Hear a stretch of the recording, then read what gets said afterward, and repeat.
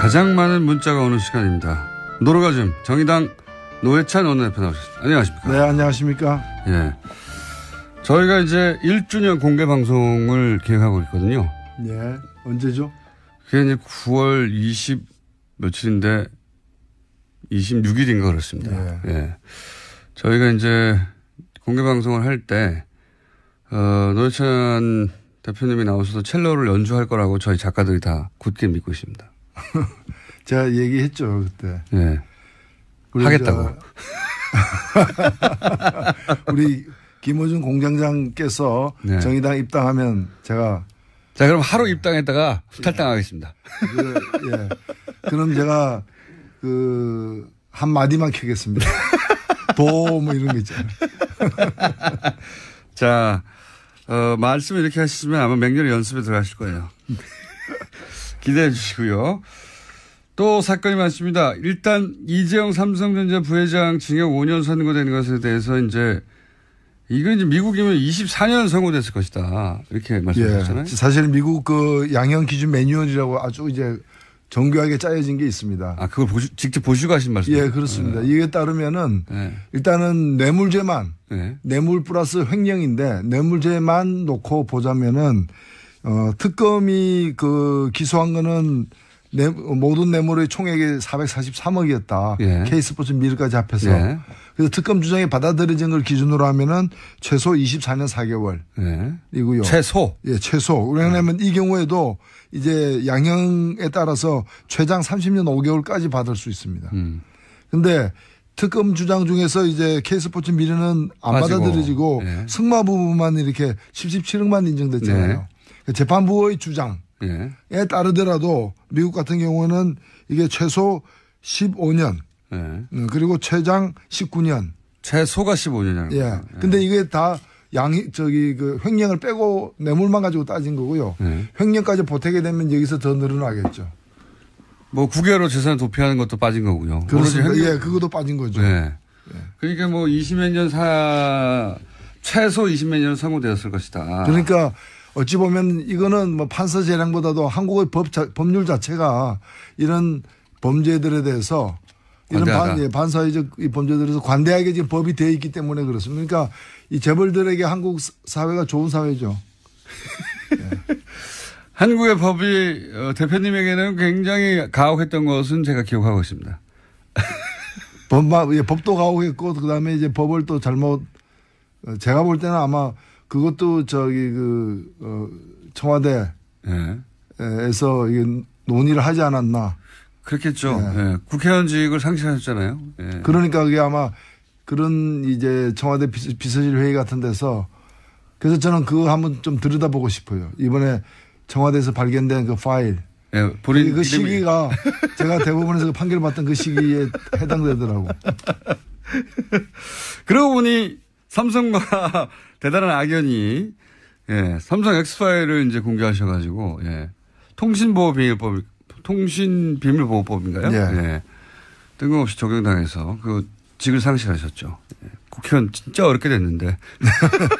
근데 이번에 이재용 재판에서 제가 하나 꼭 지적하고 싶은 건 뭔가 하면은 이 감형을 굉장히 많이 했어요, 사실은. 그러니까 뇌물죄의 적용을 갖다가 최소화한 것도 K스포츠 미를 뺀 것도 문제지만은 이제 나머지를 놓고 보더라도 최소 형량만. 이 감형을 많이 했는데 감형 사유 중에서 기가 막힌 게 이 대표적인 게 국민연금에게 압박을 가해가지고 제일모직과 그 삼성물산을 합병시킨 거잖아요. 이 행위가 유죄 판결을 받았는데 감형 사유가 뭔가 하면은 그러나 이 행위가 이걸 통해서 이제 삼성의 승계 작업.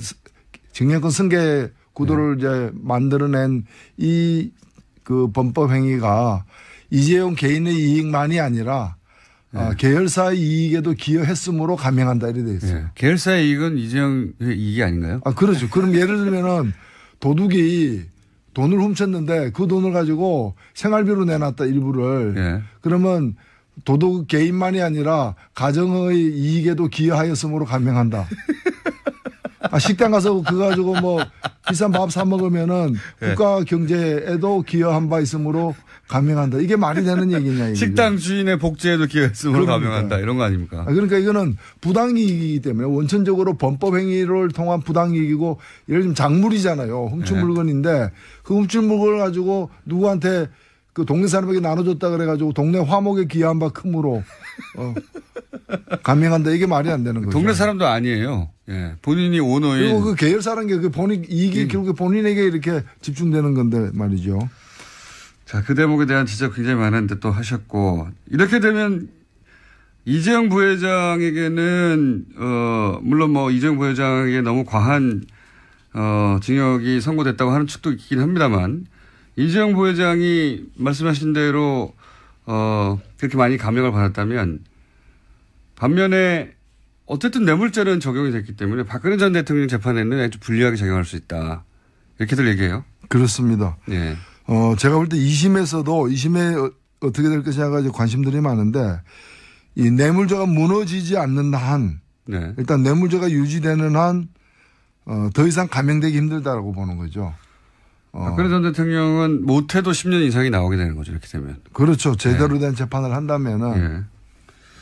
그래서 오늘 얘기 나눈 이정렬 전 판사는 박근혜 전 대통령의 전략을 바꿔서 이제는 이재용 부회장이 불리한 진술을 할 수도 있다. 본인이 살려고. 이때까지는 운명 공동체였는데 법에 관점에서 보자면 박근혜 전 대통령이 본인이 적극적이었고 이재용 삼성 부회장이 소극적이었다고 판결이 된 거니까 예. 아니다. 예. 저쪽에서 적극적으로 요청했다고 말을 할 수도 있다. 예. 이제 뭐 그렇게 되면 이전 투구가 되는 거죠. 예. 진흙탕에서 이제 두 분이 뒹구는 거죠.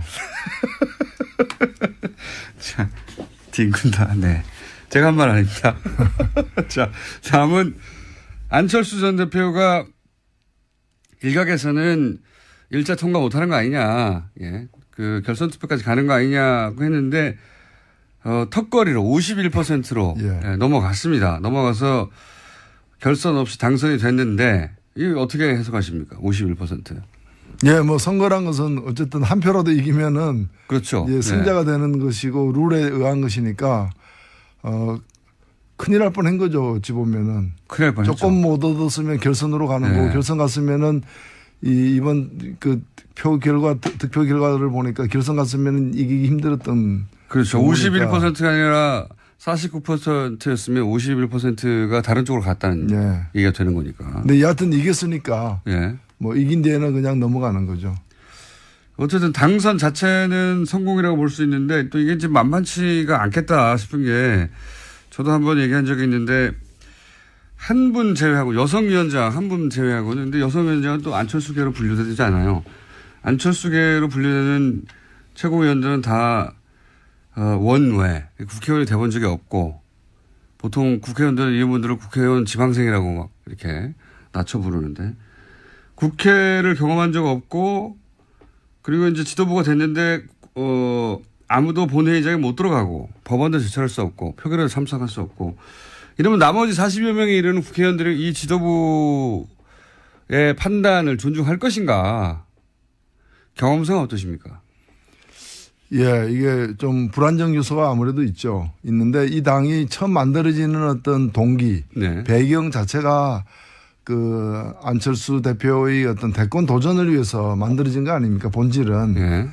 그렇기 때문에 이 당의 어떤 정체성 자체가 그 안 대통령 만들기였기 때문에 아무래도 안철수 대표 중심으로 하는 쪽과 또 여기에 소극적이나 반대하는 쪽으로 분리될 수밖에 없는 거죠. 그래서 지도부와 현역 의원들이 분리된 셈이 됐어요. 지금은. 사실은 그 지도부도 이제 안철수 1, 안철수 2, 안철수 3 이렇게 되는 거기 때문에 다 이제 여러 세력들이 연합으로서의 한 또 주류를 형성하고 있는 게 아니고 그냥 안철수로 대표되는 이제 구심력 있는 그런 세력이라고 봐야죠. 최고위원들은 이렇게 되면 사실 안철수 전 대표의 뜻에 누구도 거스릴 생각도 없고 거스릴 수도 없고 그러니까 안철수 최고위원들은 있지만 안철수 대표 혼자 있다고 봐야 되는 거죠. 그렇죠. 안철수 친정 체제고 그 뭐 그렇죠. 안철수가 대표 아닙니까? 전체를 또 대표하고 그런 여기 서느냐 제가 이제 궁금한 것은 왜냐하면 제가 이제 국회의원들이 예. 본회의장에 못 들어오는 최고위원들이나 예. 본회의장에 못 들어오는 지도부에 대해서 무시하는 경우를 많이 봐왔거든요. 예. 그래서 안철수 대표가 일단은 지방선거, 예. 지방선거를 어떻게 돌파하느냐가 아마 관건일 것이고, 그 다음에는 이제 뭐 경우에 따라서는 그 보궐선거, 재보궐선거 같은 데 출마할 수도 있겠죠. 다시요? 본인이 직접? 뭐 정치인이 그럴 가능성도 있죠. 정치인이니까. 그 지방선거가 이제 그 가장 큰, 통과해야 될, 지금 1차 목표이기 때문에 그래서 더 그렇겠지만 자유한국당과 국민의당과 바른정당이 이렇게 저렇게 합친다. 뭐 각자 백가정명이에요. 각자 아이디어들이. 그런 가운데 그 홍준표 대표하고 안철수 대표도 대표로 처음으로 만났죠. 후보 대 후보로 만나다가. 예. 굉장히 재밌는 장면이었는데. 논평하실 부분 없습니까? 이제 뭐 다 같이 야당이 된 거죠. 예. 야당이 됐기 때문에 한때는 경쟁 관계였지만 이제는 또 동병상련의 어떤 그런 뭐 관계도 있을 수 있는 근데 거죠. 워낙 토론의 자리에서 두 양반이 각을 크게 세웠고 뭐 서로 쳐다보지 않는다고 하고 뭐 왜 안 쳐다보냐고 하고 이렇게 계속 티격태격 했지 않습니까? 예. 근데 국회의원 일반 국민들 입장에서는 야 그렇게까지 하다가 또 화기애애하게 서로 끌어안으니까 그리고 이분들은 일반 국민이 아니잖아요. 특수 국민이죠. 정치인인데 예, 얼마든지 이거는 상황에 따라서 이제 적응을 굉장히 빠르게 잘 하는 분들이니까요. 지금은 뭐 사안별로 연대해야 될 어떤 그런 보수 야당의 어떤 그런 대표자들이죠. 이렇게 되니까 그러니까 지금 아까 이제 명예 서겠느냐 하는 질문도 드렸지만 지도부가 원내에 없다. 그래서 의원 회의할 때도 지도부 아무도 못 참석하고 뭐 이런 여기 서겠냐고 하는 가운데 실제 또 호남 지역 의원들이 안철수 대표의 첫 행보에 동참을 안 했어요. 예. 예, 그건 뭐 아마 필수 참석 어떤 직책 이게 그분들이 없어서 그랬을 걸로 보여지고. 근데 보통 이게 당대표 새로 선출되고 나면 이렇게 쫙 서가지고 가지 않습니까? 그 부분들이 쏙 다 빠졌다고. 아무래도 경선을 치렀기 때문에 또 그런 면도 있겠죠. 그런데 그 의원들 중에 비호남 수도권 지역 의원들은 또 안철수 대표 지지 세력으로 보통 분류되기 때문에. 수도권이 없습니다. 근데 한두 분밖에. 비례 대표들이 있죠. 예. 그래서 그런 분들은 원내에서 또 그 대표의 어떤 의향을 반영할 가능성도 있다고 보여집니다. 전망은 어떻게 하세요? 이렇게 돼서 이제 어쨌든 합종 연행하려고 여러 가지 구상들이 나오지 않습니까? 뭐 친문 친박 제외하고 다 모여라 하는 그런 시나리오 하고 맥이 통하는 시나리오도 나오고 안 된다. 바른정당 중심으로 국민의당과 붙어야 된다는 주장도 나오고 아니다. 자유한국당에서 일부 나오고 바른정당, 국민의당, 안철수계 합쳐서 또 새로운 당을 만들어야 된다는 도 나오고 막 다양하게 나와요. 예, 그만큼 이제 기반이 불안정하고 지형 자체도 이렇게 이제 불안정하다는 뜻인데 제가 볼 땐 그 사실 이 일이 처음이 아니지 않습니까? 예, 이런 시도 오랫동안 이번 대선 이전에도 뭐 헌법 개정이라거나 임기 단축이라거나 뭐 이런 여러 가지를 가지고서 또는 이제 제3지대. 제3지대라고 그랬죠. 그 제3지대라는 그 사실 미명하에 그 뭐 이렇게 혼자서 뭐 되기 어려운 분들이 다 모이자. 혼자서 되기 어려운 분들. 그 결론은 뭔가 하면 되는 일이 없다거든요. 저는 이번에도 그 같은 결론이 나올 거로 보여져요. 그 세 당이 합쳐지는 거는 그렇게 쉬운 거의 성사되기 힘든 일이 아닌가. 시나리오는 많지만 어려울 것이다. 예, 세 당이 온전히 합쳐지는 일은 없다고 저는 보고요. 당은 그대로 있고 후보만 뭐랄까요 서로 조율해서 내는 경우는 어떻습니까? 예를 들어서 자유한국당이 강한 후보를 가지고 있는데 당신은 그럼 서울에 나가시고 그러면 나머지 두 당은 서울에는 안 낼게 뭐 이런 식으로.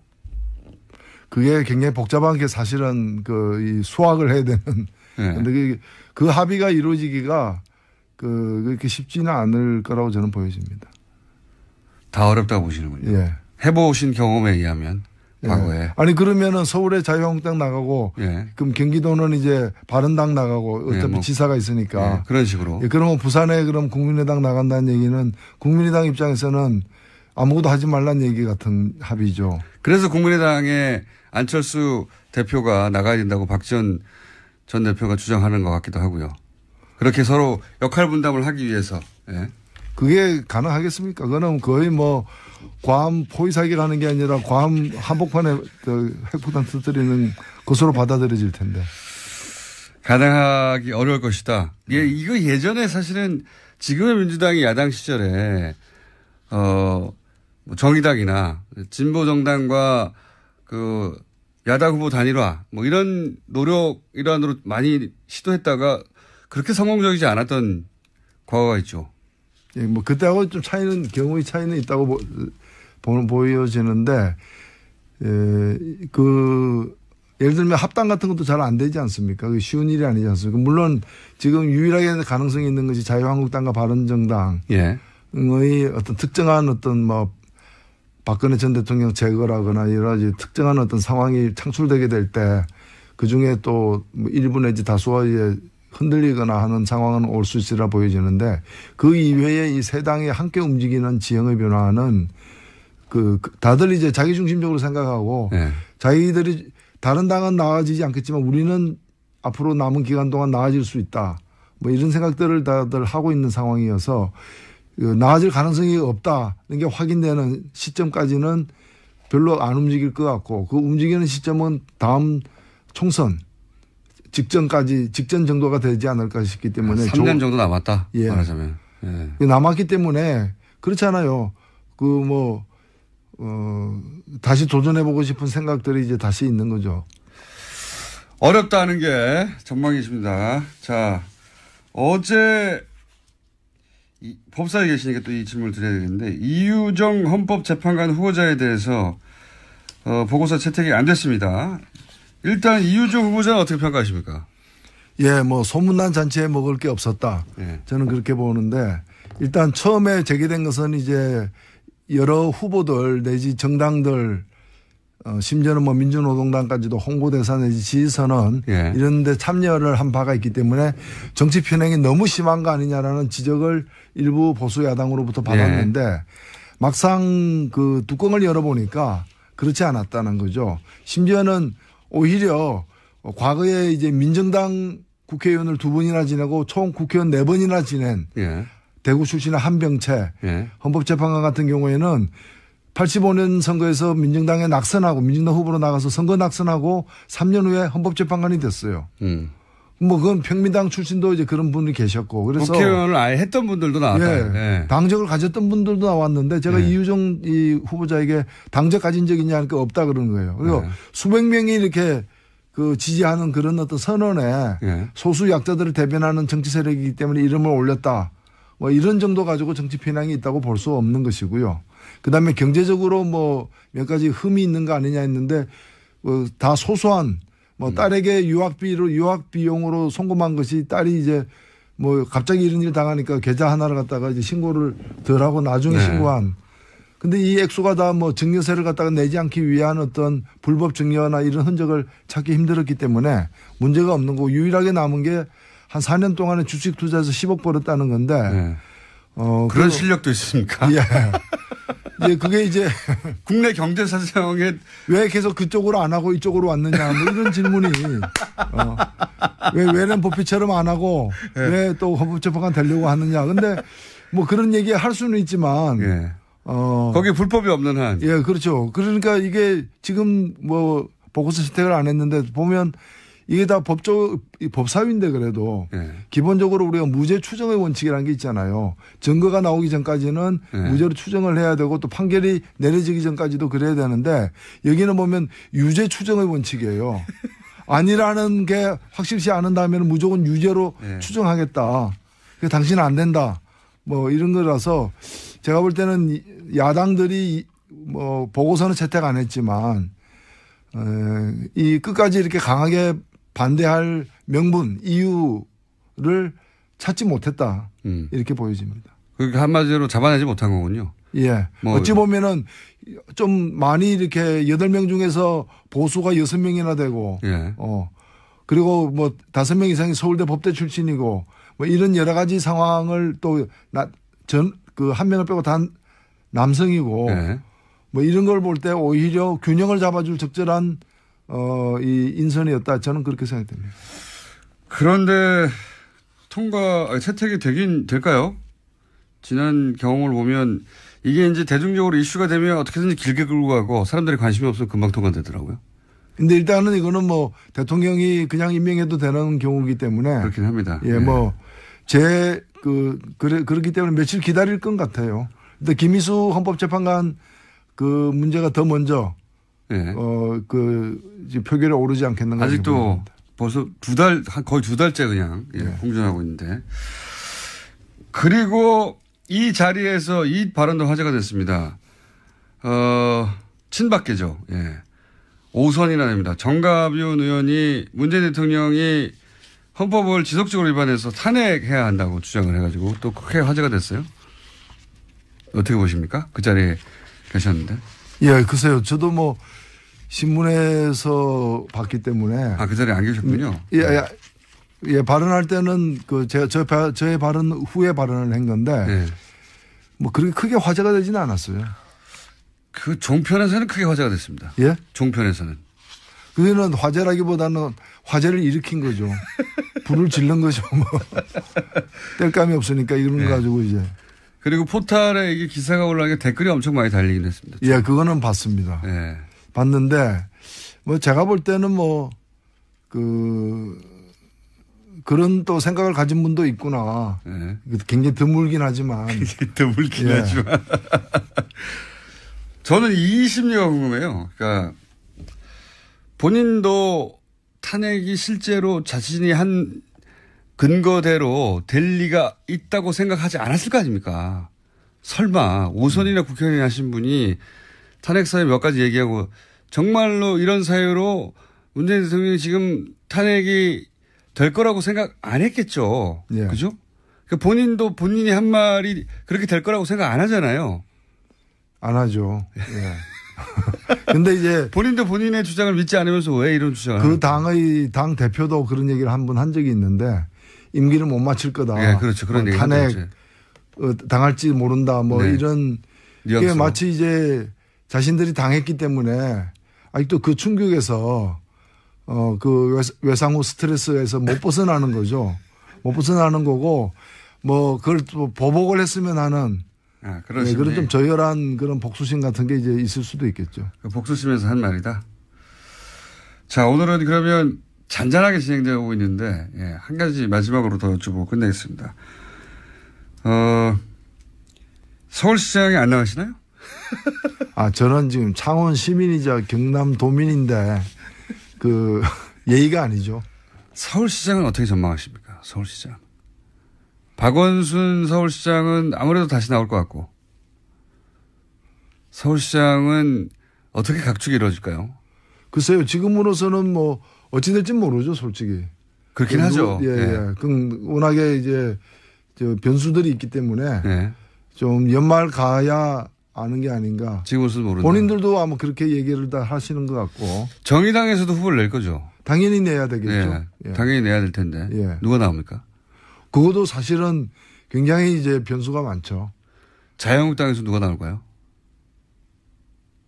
글쎄요, 뭐 나오려고 하는 분이 있나요? 나오려고 하는 분이 있나요?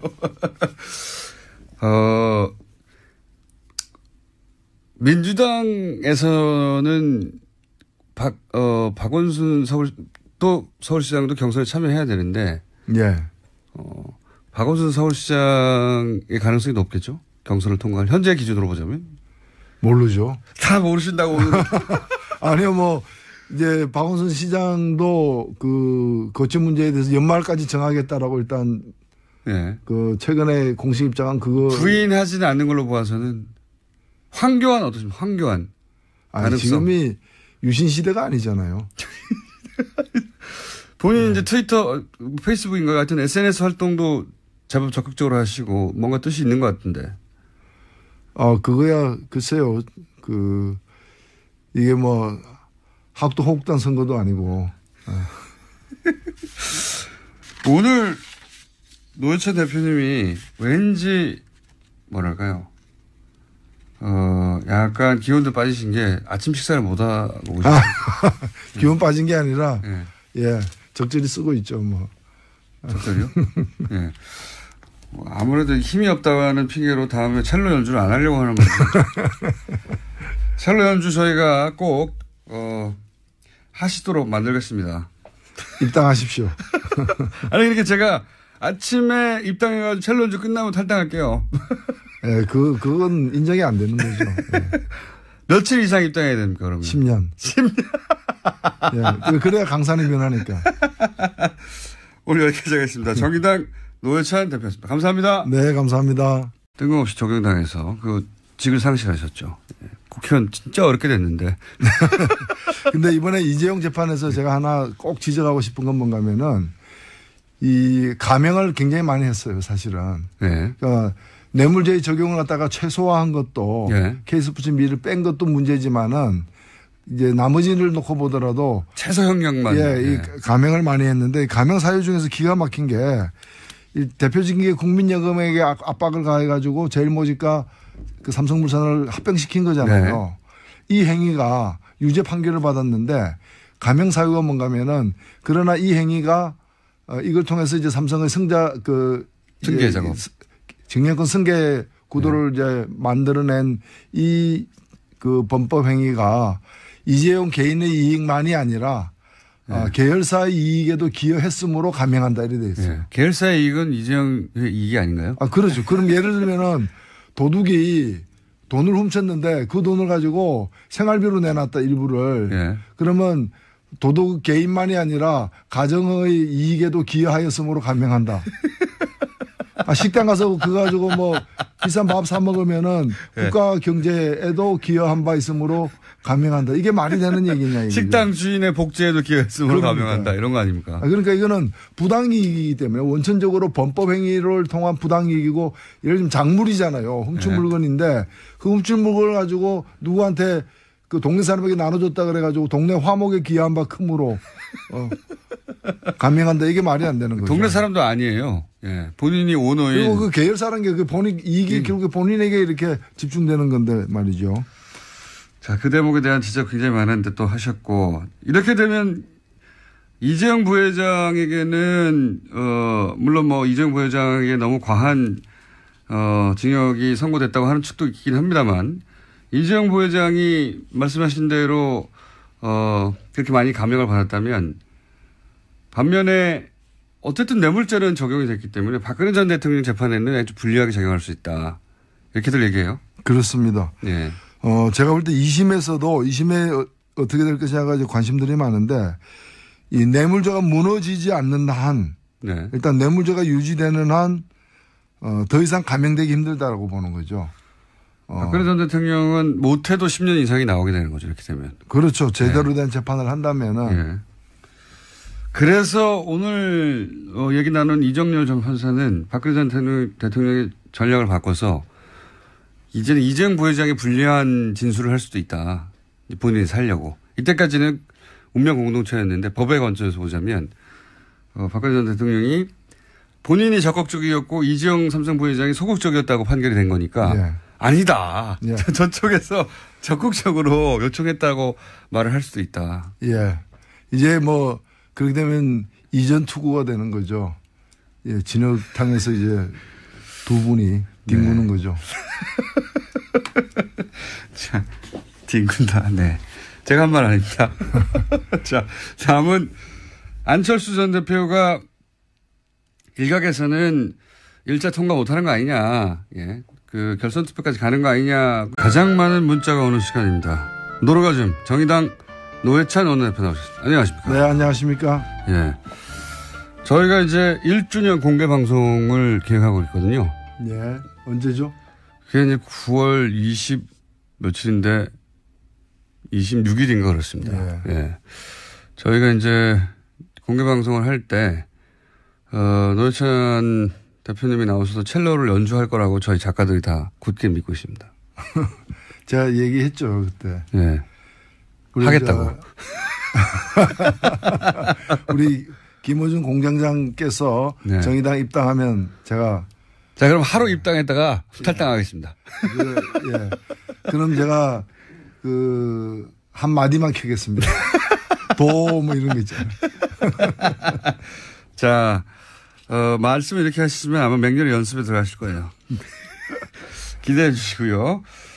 또 사건이 많습니다. 일단 이재용 삼성전자 부회장 징역 5년 선고된 것에 대해서 이제 이건 이제 미국이면 24년 선고됐을 것이다. 이렇게 말씀하셨잖아요. 예, 사실 미국 양형 기준 매뉴얼이라고 아주 이제 정교하게 짜여진 게 있습니다. 아, 그걸 직접 보시고 하신 말씀이에요? 예, 그렇습니다. 이게 따르면은 일단은 뇌물죄만 뇌물 플러스 횡령인데 뇌물죄만 놓고 보자면은 특검이 기소한 거는 모든 뇌물의 총액이 443억이었다. K스포츠 미르까지 합해서.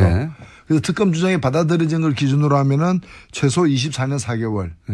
이고요. 최소? 예, 최소. 왜냐하면 이 경우에도 이제 양형에 따라서 최장 30년 5개월까지 했는데, 턱걸이로 51%로 넘어갔습니다. 넘어가서 결선 없이 당선이 됐는데, 이거 어떻게 해석하십니까? 51%. 예, 뭐 선거란 것은 어쨌든 한 표라도 이기면은 그렇죠. 예, 승자가 되는 것이고 룰에 의한 것이니까 큰일 날 뻔한 거죠. 어찌 보면은. 큰일 날 뻔했죠. 조금 못 얻었으면 결선으로 가는 거고 결선 갔으면은 이번 득표 결과를 보니까 결선 갔으면 이기기 힘들었던. 그렇죠. 51%가 아니라 49%였으면 51%가 다른 쪽으로 갔다는 얘기가 되는 거니까. 근데 여하튼 이겼으니까 뭐 이긴 데에는 그냥 넘어가는 거죠. 어쨌든 당선 자체는 성공이라고 볼 수 있는데 또 이게 지금 만만치가 않겠다 싶은 게 저도 한번 얘기한 적이 있는데 한 분 제외하고 여성위원장 한 분 제외하고는 근데 여성위원장은 또 안철수계로 분류되지 않아요.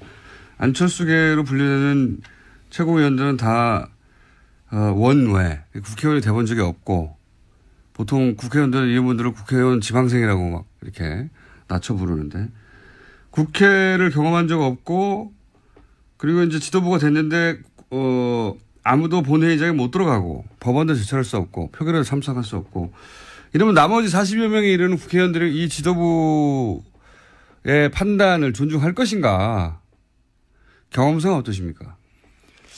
예, 이게 좀 불안정 요소가 아무래도 있는데 이 당이 처음 만들어지는 어떤 동기, 배경 자체가 안철수 대표의 어떤 대권 도전을 위해서 만들어진 거 아닙니까? 본질은.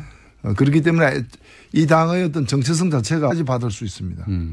근데 특검 주장 중에서 이제 K스포츠 미래는 안 받아들여지고 승마 부분만 이렇게 77억만 인정됐잖아요. 재판부의 주장에 따르더라도 미국 같은 경우는 이게 최소 15년 그리고 최장 19년. 최소가 15년이라는 거예요. 예. 근데 이게 다 횡령을 빼고 뇌물만 가지고 따진 거고요. 횡령까지 보태게 되면 여기서 더 늘어나겠죠. 뭐 국외로 재산 도피하는 것도 빠진 거고요. 그렇습니다. 예, 그것도 빠진 거죠. 그러니까 뭐 20몇 년 최소 20몇 년은 선고되었을 것이다. 그러니까 어찌 보면 이거는 뭐 판사 재량보다도 한국의 법률 자체가 이런 범죄들에 대해서 이런 반사회적 범죄들에서 관대하게 지금 법이 되어 있기 때문에 그렇습니다. 그러니까 이 재벌들에게 한국 사회가 좋은 사회죠. 한국의 법이 대표님에게는 굉장히 가혹했던 것은 제가 기억하고 있습니다. 법도 가혹했고 그다음에 이제 법을 또 잘못 제가 볼 때는 아마 그것도 청와대에서 이게 논의를 하지 않았나. 그렇겠죠. 국회의원직을 상실하셨잖아요. 그러니까 그게 아마 그런 이제 청와대 비서실 회의 같은 데서 그래서 저는 그거 한번 좀 들여다보고 싶어요. 이번에 청와대에서 발견된 그 파일. 본인 그 시기가 제가 대법원에서 판결 받던 그 시기에 해당되더라고. 그러고 보니 삼성과 대단한 악연이 삼성 엑스파일을 이제 공개하셔가지고 통신비밀보호법인가요?